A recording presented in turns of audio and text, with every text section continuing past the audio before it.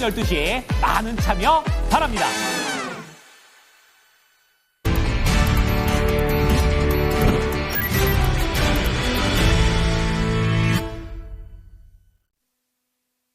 체크스탁입니다. 토마토 투자클럽 김민준 전문가, 알파경제 김종혜 이사 두 분과 함께하겠습니다. 안녕하세요. 안녕하십니까. 예.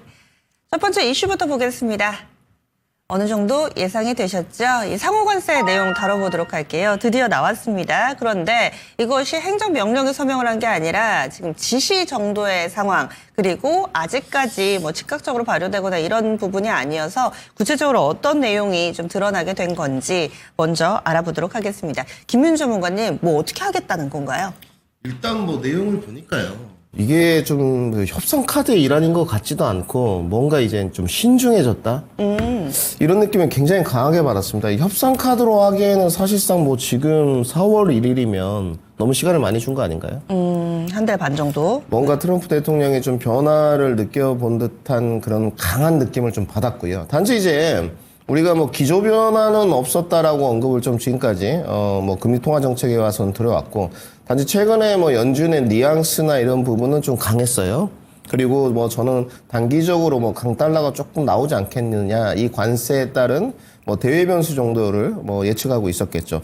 단지 차트 모습 보시면 일단 우리 그 기납법적으로 먼저 시청자분들에게 말씀을 좀 드리면, 너무 우호적으로 지금 생각을 하지 말자. 왜냐하면 그 근거를 좀 들어보겠습니다. 일단 첫 번째, 지금 나스닥의 모습을 보게 되면 지금 박스권 상단을 살짝 넘어간 듯한 모습이거든요. 그런데 우리 국내 증시는 어떻습니까? 아직도 2,500 라인이에요. 그러니까 지금 미국은 결국은 선물 기준이긴 합니다만은 박스권 상단을 넘어가는 신고가를 향해서 가고 있지만, 우리나라 국내 증시는 그렇지 않다는 부분이에요. 결국은 여기서 이것이 오버슈팅으로 좀 판단돼서 단기 조정을 조금 주게 된다면 우리 국내 증시는 다시 한번 박스권 하단으로 내려갈 수 있는 여지가 있기 때문에 이 부분은 먼저 서두에 말씀을 드리고, 다시 트럼프의 이제 관세로 넘어와서 우선은 지금 단기 급등세가 이어진 이유에 관해서는 뭐 당연히 트럼프의 이 관세 유예라기보다도 뭔가 이제 뉘앙스가 좀 틀려진 분위기, 그래서 기업 환경이 좀 우호적이라고 판단이 들었던 것 같고요. 그러다 보니까 뭐 달러 인덱스 차트 모습이 나가고 있습니다만은 뭐 심각할 정도로 떨어진 정도는 아닙니다만은 지금 107.2불까지 내려왔거든요. 상당히 음봉이 좀 떴죠. 결국 이제 달러 매도세의 증가가 좀 있었다는 걸 반증시키는 것 같고, 안전자산과의 어떤 희비가 좀 엇갈렸다, 이렇게 봐야 될 것 같습니다. 그리고 이제 세 번째로는 이 유예 기간을 좀 이례적으로 언급을 요즘에 해주고 있는 것 같습니다. 트럼프 대통령이 취임하고 나서 이제 한 달 남짓 좀 넘어가는데 뭐 이렇게 딱 못 박아줘요. 뭐 멕시코는 한 달, 그 다음에 이번에는 4월 뭐 1일 뭐 이런 식으로 유예 기간 언급을 해주는 것들이 시간 벌기라는 인식이 있으면서 안도 랠리를 조금 이어가고 있다.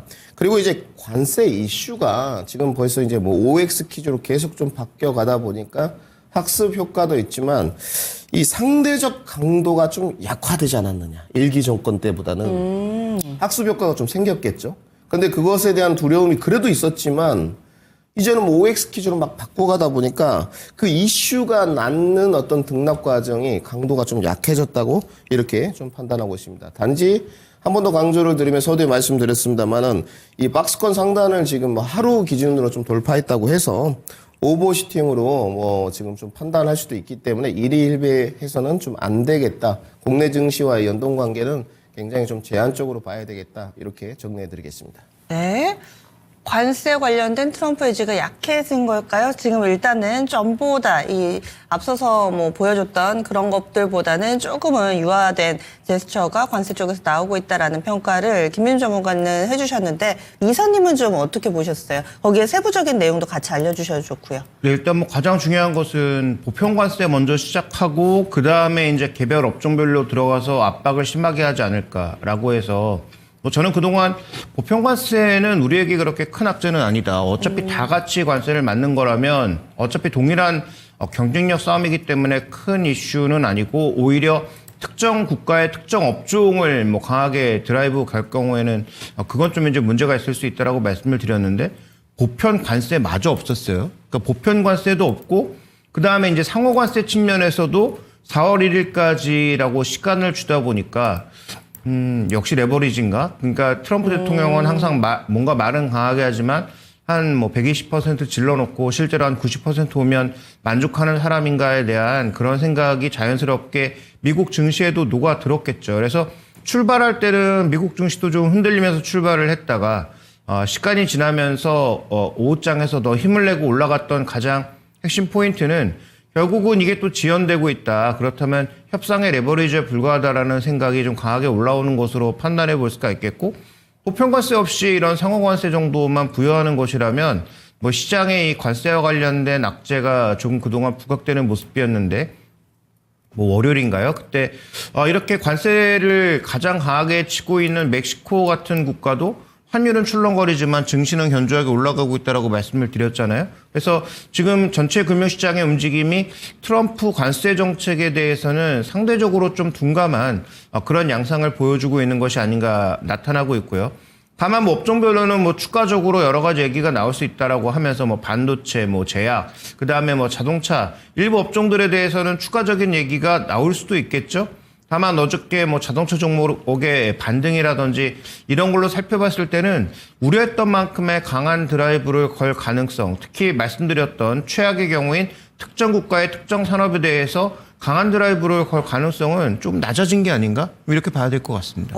역시나 생각보다 좀 약해지고 있다라는 데 의견이 동일하게 나타났습니다. 지금 세부적인 내용을 몇 가지 좀 말씀을 드리면은요. 이번에 지금 발표된 상호 관세와 관련해서는 행정명령이 아닌 서명입니다. 그리고 이 골자는 상대국이 우리한테 부과하는 만큼 똑같이 하겠다라는 이 부분은 그대로 가져가는데 VAT, 그러니까 부가세 부분도 관세로 간주를 할 것이고, 그리고 이 부분을 4월 달에 조금 더 구체적으로 만들어서 시행을 하겠다라고 했는데, 이것을 핸들링하는 사람은 상무장관입니다. 그래서 하워드 루트닉 이 상무장관이 앞으로 어떤 얘기를 하게 될지 이 부분을 계속해서 좀 점검을 해보셔야 될 것 같습니다. 뿐만 아니라 이 철강과 알루미늄은 상호관세와 별개고, 그리고 자동차, 반도체, 제약은 상호관세와 별개로 또 이 관세가 추가될 거다라는 내용까지가 이 오늘 새벽에 전달된 내용인데요.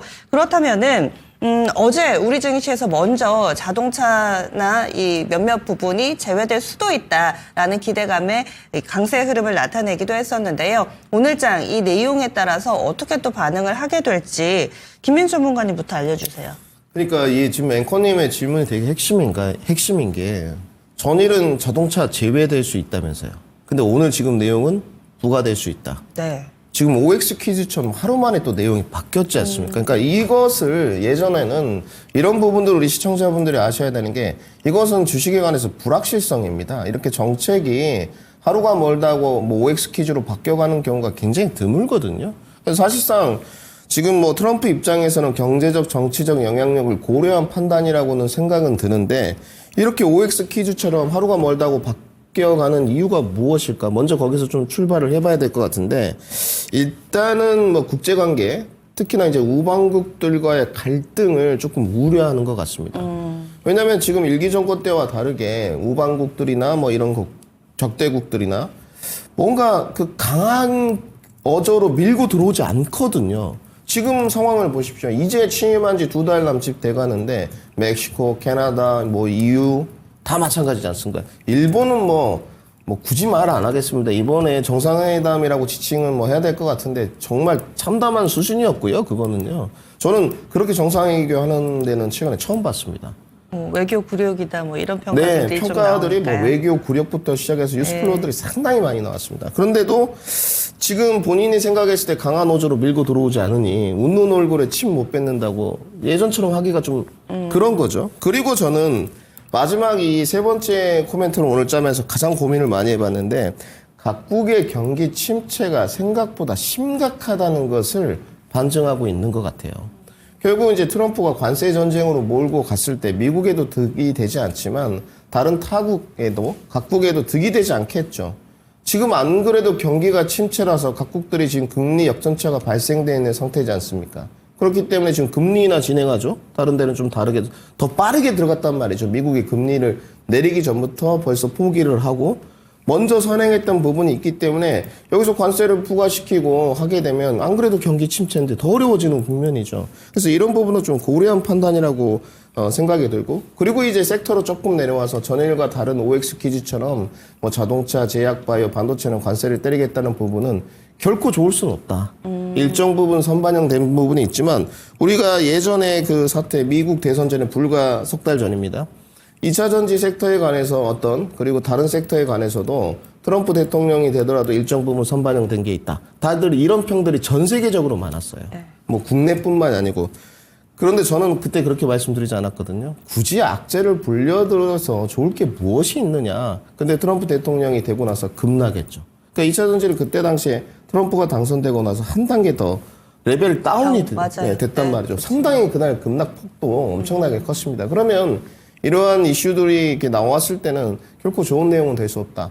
단지 이제 삼성전자의 트리거는 좀 내용이 틀린 것 같아요.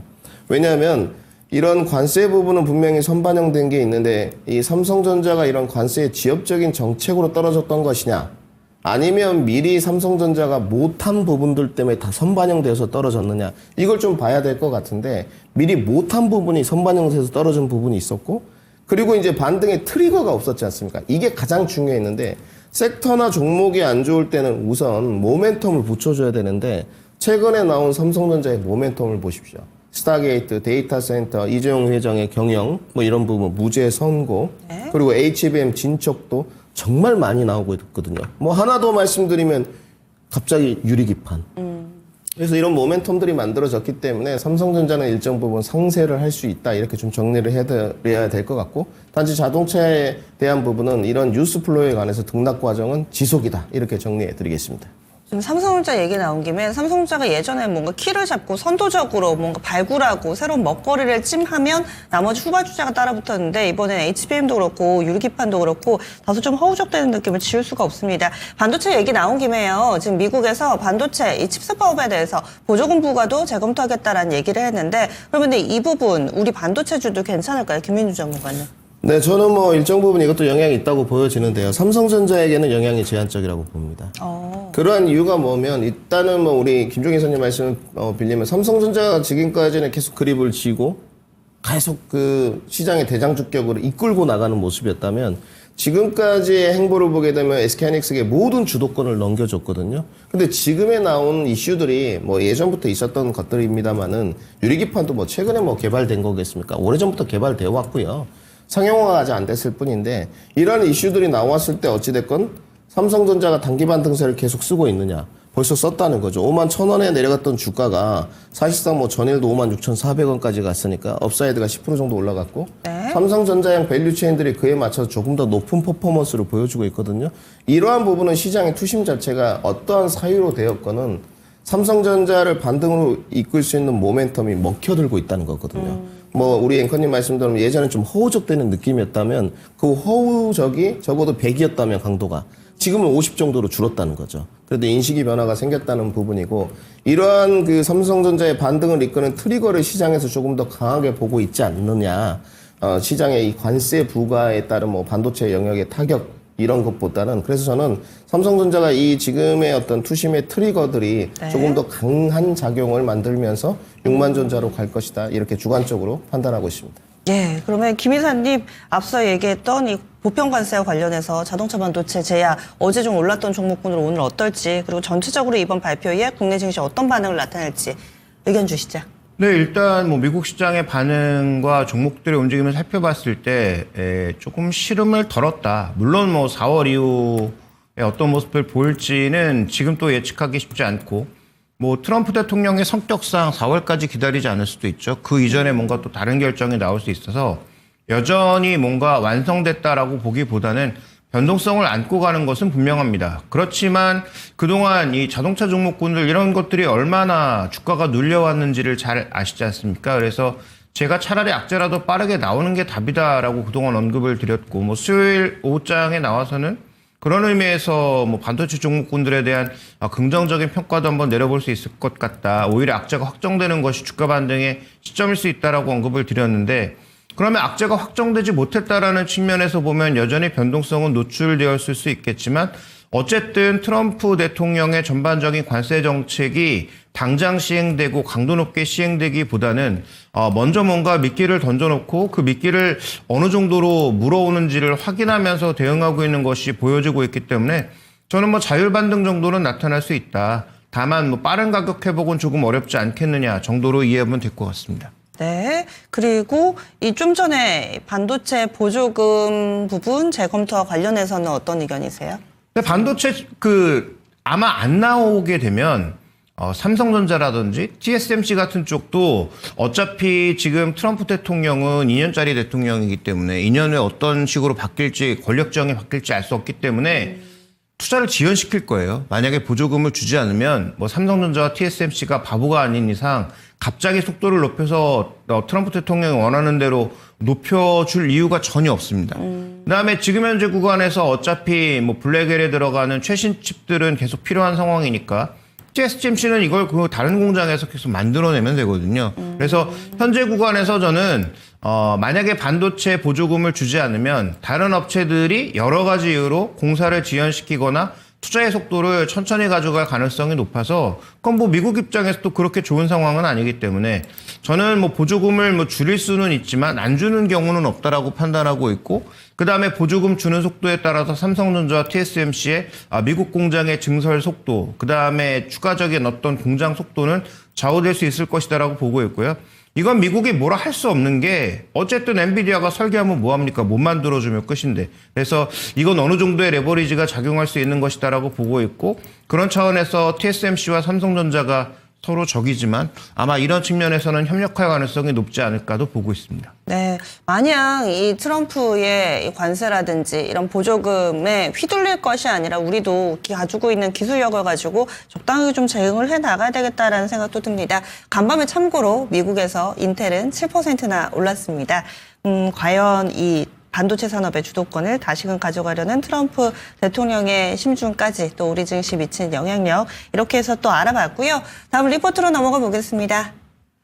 리포트 세 가지 준비했습니다. 먼저 대신증권은 불확실성 완화에 따른 실적 안정성 확보 기대. KB증권 반도체 섹터 리포트고요. 하나증권은 한온시스템 레포트 얼마 전에 HL만도도 봤던 것 같은데 한온 시스템 레포트까지 나와 있습니다. 간략하게 하나씩 소개해 주세요, 이사님. 네, 일단 뭐 반도체와 관련돼서 오늘 여러 가지 리포트들이 나와 있는데요. 뭐 가장 중요한 것은 AI 시대가 뭐 딥시크가 나와서 뭐 흔들리지 않을까 여러 가지 우려가 있지만 그동안은 독과점 한 방향으로 가고 있던 것이 여러 방향으로 퍼지고 있고 그래서 엔비디아도 어느새 그 딥시크 충격을 거의 회복한 상황이에요. 네. 그런데 지금 엔비디아는 빠졌던 게 제자리에 들어온 거지만 중국에 관련된 주식들은 지금 하늘 높은 줄 모르고 날아가고 있는 상황이죠. 그러니까 지금 상황이 바뀌었다라는 거고요. 어디에 투자하는 게 더 좋을지 단기적으로, 중장기적으로는 엔비디아의 뭐 독과점이 없어질 리가 없습니다. 이건 여러 번 강조드렸던 부분이고. 근데 지금 당장 투자하는 데 있어서 뭐 국내 로봇주나 이제 국내 AI 관련주로 이제 포장되어 있는 종목군들이 단기 랠리를 크게 보였던 것처럼 뭐 중국의 AI 투자와 관련되어 있는 종목군들이 최근에 뭐 빅랠리를 보여주고 있는 것도 그런 맥락에서 이해해 볼 수 있는 거죠. 그래서 반도체 투자 쪽에서 여러 번 언급드렸다시피 어느 방향으로 가도 메모리가 줄어들 리가 없다. 전체 투자가 모두 줄어들면 줄어들겠죠. 근데 지금처럼 중국도 느리고 뭐 미국도 느리고 그다음에 뭐 프랑스도 뭐 한번 해보겠다고 나서고 있는 이런 시기는 전체적으로 메모리 수요가 줄어들 이유가 전혀 없다는 거죠. 그래서 관련된 종목군들에 대한 관심은 필요하지 않을 거라고 보고 있고 정부가 지금 뭐 AI 투자 1조 원 얘기했는데 1조 원 갖다 누구 코에 붙이려고 1조 원을 얘기하는지는 모르겠는데 지금 한 그 기업 단위에서 지금 몇십조를 투자하고 있단 말이죠. 근데 국가가 겨우 1조 원 투자해서 GPU 몇 장 사가서 그걸 누구한테 주냔 말이죠. 그래서 지금 현재 구간에선 이쪽에 투자가 빨리 늘어나기 위해서라도 뭔가 이런 탑라인의 결정들이 좀 더 빨라질 필요가 있을 것으로 보여지고 있고 어쨌든 중요한 것은 메모리가 줄어들 이유가 전혀 없다라는 것을 우리가 좀 주목해 볼 필요가 있겠고요. 리포트의 내용도 그러합니다. 메모리는 늘어난다라는 것이고요. 그 다음에 이제 이 한온 시스템 같은 경우에는 한국 타이완 테크놀로지가 다 좋은데 한온 시스템 인수하면서 그때부터 주가가 망가졌고 한우 시스템은 실적이 좋아질 지금 현재 그림이 전혀 보여주지 않는다는 게 가장 큰 문제죠. 그러니까 이번에 실적 발표했는데 그것도 예상치를 크게 하회했고 여러 가지 지금 문제가 발생되고 있는데 도대체 그 돈을 주고 한우 시스템을 왜 샀을까는 계속 궁금하게 만들 수밖에 없는. 그래서 지금 타이어 업계에서 거의 유일하게 두 자릿수 이상의 영업이익률을 내고 있고 가장 안정적인 이익을 내고 있는 한국 타이어의 주가를 망가뜨리고 있는 원흉인 한우 시스템이 그나마 개선 요소가 나타나고 있는 것은 여러 가지 이제 비용 조정. 이게 이제 적자나면서도 계속 대주주들한테 고배당을 했거든요. 근데 그 배당을 이번에 실적 발표하면서 안 주겠다. 주인이 바뀌면서 안 주겠다라고 하면서 이런 부분들은 분명히 이제 긍정적인 요소가 있지만 올해도 금융 비용이 꽤 많이 발생할 수밖에 없다. 지금 뭐 재무 비율 중에서 부채 비율이 거의 250%를 넘어서고 있는 상황이니까 이런 것들이 결국은 이 동사의 주가도 발목을 잡고 있고 그다음에 한국 타이어 테크놀로지의 발목도 잡고 있는 가장 중요한 요인이니까 이 종목이 변하면 한국 타이어 테크놀로지도 같이 움직일 수 있다라는 점 정도는 염두에 두시면서 한번 살펴볼 필요가 있겠습니다. 네, 그러면 첫 번째 리포트입니다. 불확실성 완화에 따른 실적 안정성 확보 기대. 어떤 얘기일까요? 설명을 좀 해주시죠. 네, 뭐 관세라든지 시장 연초에 조금 흔들었던 여러 가지 이슈들이 오늘 조금 전에 말씀드렸던 것처럼 크게 뭐 확대되지는 않는 국면이고요. 최근 뭐 국내 증시도 조금씩 뭔가 살아나는 그런 맞아요. 분위기를 가고 있죠. 그래서 연초에 2,550까지 갔다가 다시 한번 크게 되밀리는 양상이었는데 빠르게 회복해서 어저께는 만기 효과를 딛고 일단 그 위로 올라서는 양상으로 전개가 됐죠. 그러면 이 안에서 움직이고 있는 가장 중요한 변수들은 무엇일까? 환율과 수급 아닐까? 라고 이제 볼 수가 있는 거죠.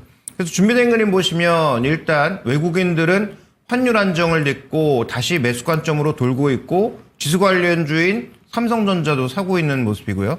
그 다음에 연기금이 최근 들어서 꾸준하게 이제 매수를 더해주면서 연기금의 일부 대형주 수급과 더불어 안정적인 수급 양상이 지금 전개되고 있다는 점을 우리가 주목해 볼 필요가 있을 것 같고요. 그다음에 어제 같은 경우에는 소위 낙폭과대주들이 굉장히 많이 올랐거든요. 뭐 철강주, 화학주 뭐 이런 것들이 대거 반등했잖아요. 뭐 자동차 마찬가지고. 그래서 이렇게 악재에 시달리고 있는 비교적 저평가 종목군들이 빠르게 움직이는 그런 양상을 보였다라고 하는 것은 또 무슨 의미일까? 준비된 다음 그림 보시면 연초부터의 상승률은 뭐 로봇 테마, 그 다음에 뭐 재건 테마, 그 다음에 실제적으로 그 안에 포함되어 있는 다양한 성격의 종목군들, 뭐 두산에너빌리티 이런 종목군들이 급등하면서 조선주까지 소위 이제 방산조선 이런 종목군들이 소위 빅랠리를 보였지만 이런 종목군들은 관세에서 비교적 자유롭고 실적도 좋았기 때문에 오른 거 아니겠습니까? 그럼 반대로 지금 시장부터는 실적이 변한 게 없는데 관세라는 이슈로 눌렸던 종목군들이 약간의 제자리를 찾는 과정이 아닐까도 동시에 생각해야 되고요. 그다음에 선도에서 가고 있는 그런 전환 종목군들은 빠질 것인가? 그렇지 않을 수 있다는 거죠. 그러면 일단 반도체를 축으로 해서 그동안 못 올랐던 종목군들, 자동차를 축으로 해서 관세 위협을 받았던 종목군들의 일정 부분의 약진과 더불어 계속 선도에서 나가고 있는 종목군들이 최소한 지수보다 크게 밀리지 않는 선에서 뭐 기간 조정 혹은 뭐 지수 수익률 정도의 수익률을 보여준다면 시장은 결국 뭐 실적을 반영하는 좀 더 긍정적 방향의 전개가 이루어지지 않겠는가라는 기대는 점점 높아지고 있다. 이렇게 좀 정리해 볼 수 있습니다. 예, 우리 증시 최근에 벌써 봄이 왔나라는 생각이 들 정도로 이번 주에 흐름 좋은데요. 이런 여러 가지 대외 여건들도 조금씩 안정화되는 모습 증권사의 리포트를 통해서 알아봤습니다. 다음 빅데이터 넘어가겠습니다. 오늘 김현준 전문가 빅데이터 어제도 두 개의 종목군을 좀 비교하면서 이야기 들어봤는데요. 오늘은 리노공업 그리고 샘 CNS입니다. 이 두 종목을 골라주신 이유가 좀 궁금한데요. 근데 갑자기 마음이 동했습니다, 오전에. 종목 식의? 뽑기 어렵거든요. 정말 힘든데 오전에 이렇게 하다 보니까 뭔가 비교를 좀 해드리면 우리 시청자분들에게 도움이 좀 되겠다. 맞아요. 일단은 뭐 리노공업부터 좀 보셔야 될 것 같은데 네. 뭐 잘들 아시는 종목이지 않습니까? 여기는 이제 실적 기반의 종목입니다. 영업이익률이 굉장히 뛰어난 기업이고 뭐 부산에 있다 이런 거는 말씀드릴 필요는 없을 것 같고요. 단지 리노공업과 샘CNS를 선정한 이유는 둘 다 뭐 실적 기반입니다만은 기술적 포인트와 실적 기반 포인트의 차이점을 좀 설명하기 위한 과정이고요. 최근에 리노공업이 또 액면 분할 이야기가 지금 나와 있습니다. 4월로 예정되어 있는데 이 액분이 이제 호재인가 악재인가 이 이야기도 좀 해봐야 될 것 같습니다. 첫 번째 리노공업으로 먼저 들어가야 될 것 같은데 펀더멘털 분석이나 기업 분석은 굳이 하지 않겠습니다. 지금 시간이 워낙 제한적이기 때문에 뭐 ISC와 뭐 리노공업의 테스트 속게 비교를 하게 되면 끝도 없을 것 같고요. 지금 주가가 23만 원입니다, 여러분들. 그러면 이 종목이 실적 기반과 영업이익률이 상당히 좋고 뭐 AI 지금 시장의 수혜를 본다고 해요. 이 테스트 속개 자체가. 그러면 액분으로 이어지는 과정, 유동 주식수가 좀 적습니다. 이 회사가. 움직임이 상당히 더딘 측면이고 거래량이 크게 동반되지 않습니다. 이런 종목으로 여러분들 기술적 매매를 하시게 되면 낭패가 될 공산이 큽니다. 우리 시청자 여러분들 매매 좋아하시죠? 저도 최근에 뭐 AI 빅데이터로 매매를 계속 해가고 있습니다만은 이렇게 거래량이 크게 동반되지 않고 유동 수시가 적은 종목들의 특징은 우리가 좀 시나브로 주가의 움직임이 올라가는 형태는 있지만 속도를 대입하거나 기술적 접근 포인트는 사실상 의미가 없는 쪽이에요. 그래서 종목을 선정할 때 유동 주식수가 적은 이런 종목들은 첫 번째 조금은 매집 관점이나 차분하게 긴 관점을 조금 더 유지시키는 게 좋다. 이것을 좀 말씀드리고 싶고 그 다음에 이제 샘CNS를 좀 봐야 될 것 같은데 샘CNS를 보시게 되면 뭐 2회 더 기술력이 없는 쪽은 아닙니다. 세라믹 STF 같은 경우는 이제 매스죠. 마이크로 전자적 기계 시스템에 아주 필수 부품을 만드는 쪽이거든요. 쉽게 말씀드려서. 그것이 뭐 여러분도 잘 아시는 뭐 자이로 센서라든지 스마트폰의 가속 센서 그리고 프로브 카드에도 들어가는 쪽입니다. 그러니까 프로브 카드의 부품 업체가 샘CNS라고 보시면 됩니다. 그런데 최근에 프로브 카드들이 HBM 관련해가지고 이제 매출이 좀 늘어나는 쪽이기 때문에 실적이 좋아질 거라는 쪽인데 차트 모습을 보시게 되면 최근에 대량 거래량이 좀 900만 주 정도 동반이 됐어요. 정말로 뭐 이런 차트 모습을 좀 말씀드리기에 그렇습니다만은 좀 달달한 것 같다. 이런 기술적 타진. 결국은 여러분들 첫 번째로 선정할 때 어제 제가 좀 질문을 받았는데 종목의 선정 기준이 모두 틀릴 수 있고 실적 기반으로 가는 것이 좋죠. 그렇다고 해서 주식의 본질이 실적이 좋다고 마냥 주가가 올라가는 것은 절대 아닙니다. 그것은 주식 자체의 본질과는 굉장히 괴리감이 있는 것이고요. 그렇다면 선정을 할 때 적어도 유동지식수가 좀 뒷받침되는 종목들을 선정해야 될 것 같고요. 그리고 거래량이 폭발적으로 좀 나온 이후에 종목 접근을 하는 게 핵심이다. 먼저 정리를 해드리겠습니다. 그러면 샘CNS는 기술적 접근 포인트를 조금 더 우위에 둬야 된다는 이야기가 될 것 같고요. 리노공업은 접근을 할 때 기술적 포인트보다는 실적 접근을 해가는 것이 좋다. 그러면 과연 액분 이후에 주가가 갈 것이냐, 액분 전에 주가가 좀 더 끌어올릴 것이냐, 리노공업부터 먼저 말씀을 드려야 될 것 같은데요. 목표가를 일단 준비했습니다. 오늘 아침에 생각이 뭔가 좀 바뀌었는지 제가 봤을 때 리노공업의 제 주관적인 목표가와 빅데이터가 가리키는 목표가는 25만 원으로 제시됐습니다. 증권사하고 거의 동일한 위치가 좀 제시됐고요. 여러 가지 이유가 있겠습니다만은 아직까지는 폭발적인 거래량의 동반 과정이 없었다. 만약에 오늘 이제 폭발적인 거래량이 동반이 된다면 그 위에 업사이드는 좀 열려 있을 것 같아요. 그리고 이제 액분 이후에 어느 정도 주가의 하락 기조는 좀 있겠습니다만은 일정 부분 1, 2개월 정도 지나면 리노공업도 이제 뭐 샘CNS처럼 활성화되는 과정이 있지 않을까 이렇게 정리를 하고 앞으로 제가 봤을 때는 AI 시대에 리노공업 조금 더 온디바이스 AI 관련해서 특히 주목해 볼 필요는 있다. 목표가 25만 원 제시하고요.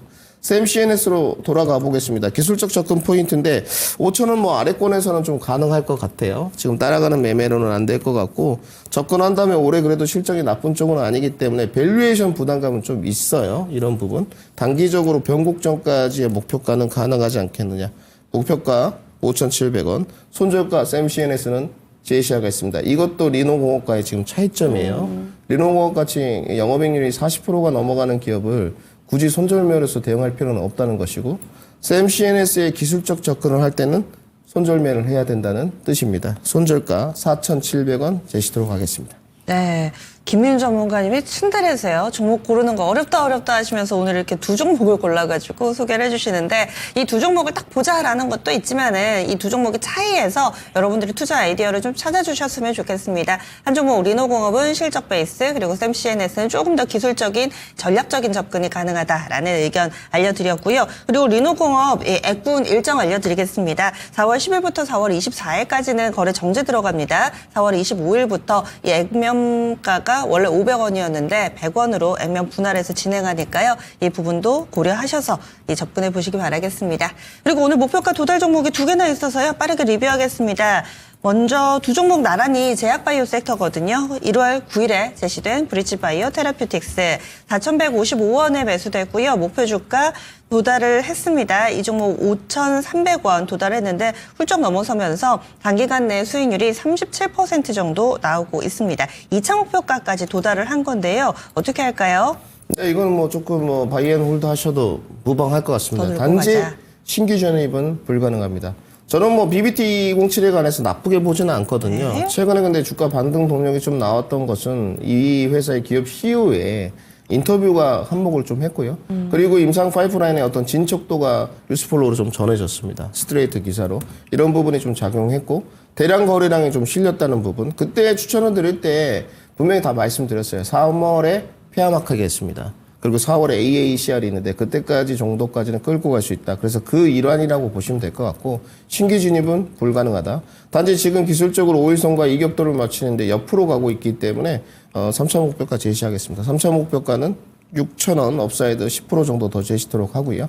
그리고 ABL 바이오는 뭐 차익 실현 관점으로 이제 보셔야 될 것 같습니다. 주가가 뭐 전고점 까지 거의 다 왔고요. 이것이 뭐 하모닉 패턴의 이제 100% 정도의 피보나치 위치까지 왔기 때문에 여기서 이제 눌림목 이후에 신고가를 갱신해 줄 때 거래량 동반시키면서 뭐 현대로템이나 하나 에어로스페이스 같은 모양 이렇게 연출될지는 좀 지켜봐야 될 것 같고 그러기 위해서는 눌러서 강하게 36,000원대, 35,000원대 지지를 받아줘야 됩니다. 그래서 지금은 차익 실현 관점이 맞고요. 업사이드가 좀 크기 때문에 다시 35,000원, 6,000원 지지라인에 왔을 때 확인하고 한번 재접근 해보도록 하고요. 차익 실현 관점으로 ABL 바이오는 정리해드리겠습니다. 네, ABL 바이오도 하루 차이로 추천이 됐던 종목인데요. 역시나 2차 목표가 도달해서 수익률은 30%가량 기록하고 있습니다.